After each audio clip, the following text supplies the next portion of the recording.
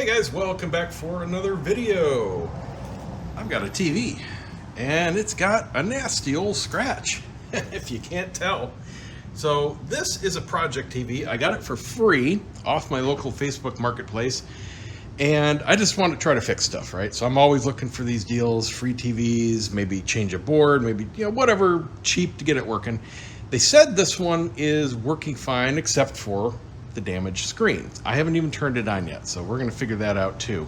But this video is just about, hopefully, how to fix a scratch. Really easy and cheap. Now this one looks really bad. This is a basic older TV. It's a 1080p. It's about 14 years old.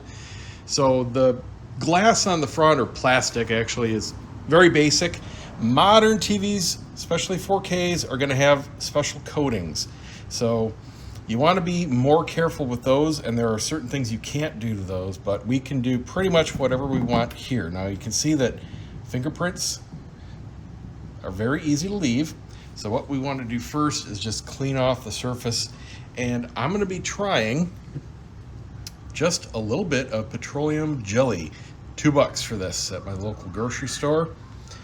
And we are basically going to do, you remember the car polishes from the commercials in the 80s? You know, you get the scratch and you just wipe it on and it's magic, it's gone. Well, that's exactly what we're going to be doing here.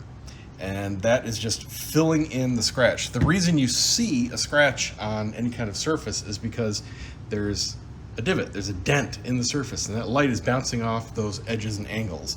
So you see the line. Now I can't really feel it until you get to about here. Then I can barely feel it. I mean, it looks a lot worse than it probably is, but because any kind of deviation on the surface shows up, it's obvious. So you can either fill it in, and the reason this stuff works most of the time is because it's pretty clear. We're putting on such a small amount that even though it does have that tiny little yellow tint to it, it doesn't show up because it's just not there in big enough quantities. So we're basically just filling it in with a little bit of liquid plastic, and then we'll wipe it down to make sure there isn't any extra outside of the crack. Now for a deeper scratch or something on a car or something like that, you don't fill it in, you polish it, which is wearing down the material on either side. So instead of filling in the dip, you're making it a lot more gradual. So there still aren't any edges that catch the light and you see it, but that's very hard to do on these kinds of screens if they have any kind of protective coating. You can't do it because as soon as you start polishing and buffing around the area, you're taking off that coating and you're just going to end up with a big smear. The scratch might be gone, but so will the coating where you polished. So filling it in is always the first thing you want to try. So what I'm going to do here is just a little bit of isopropyl alcohol. Do not use 99%, use 91 or below. 70 is a lot safer. And you could even dilute this a little bit with some water. And we're just going to wipe it to get off all the oils, dirt, and schmutz, and get anything that's in that crack out.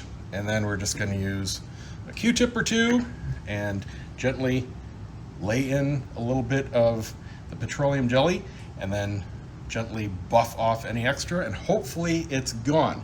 Now I'm gonna, you see the before here, this is with the TV off.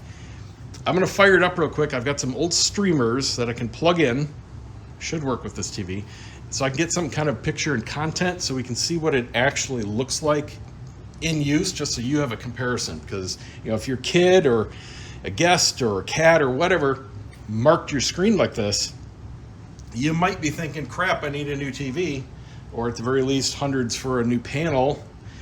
Well, this might save you. So let's give it a test. Hey, we have a signal. Plugged in one of my old Fire TVs. So I just want to throw something up, some kind of full screen picture, so I can see what that looks like over real content. Give this a second to boot. Hopefully it doesn't have too many updates. All right, so I got the garage lights turned off. So we're seeing it, not in the dark, but in a darkened room. You can see that in black, yeah, you can still kind of see it now. It's faint. The camera's picking it up a lot more just because of the reflection in the back. Actually, let me pull this exposure down to match what my eye sees. Yeah, that's what I actually see. So I see the smudges there, but it's not nearly as bad as it was before. So let's wait until we get something else up. Okay, hour and a half later, it's freaking updated. Oh my God, these old streamers are so slow. And I feel like a complete tool because I didn't hit the record button while I was doing the fix, but I'm gonna show you what I did. Obviously, it is virtually gone. I mean, if you get right up to it, you can sort of see it. It's only reflecting off any kind of room light, but you get more than a couple feet back, there's nothing there. For all intents and purposes, that is fixed. All right, so I'm gonna hold it with my other hand this time so I can verify I'm recording. Yes, I am. First thing, wipe it all down. I got all the schmutz off with the isopropyl alcohol to get it all nice and clean. It took a couple tries because the screen itself, the whole rest of it is still dirty. So I got that nice and clean, then just buffed it off real quick with a terry cloth towel. And then all you do is put a little petroleum jelly on your Q-tip. Just went over it. Don't worry about getting it on the sides. You're gonna get it all off. Just get it in whatever groove is there. That's all you have to do. Then gently just take more isopropyl alcohol and wipe it straight down with the scratch. So you're not wiping it out or to the sides.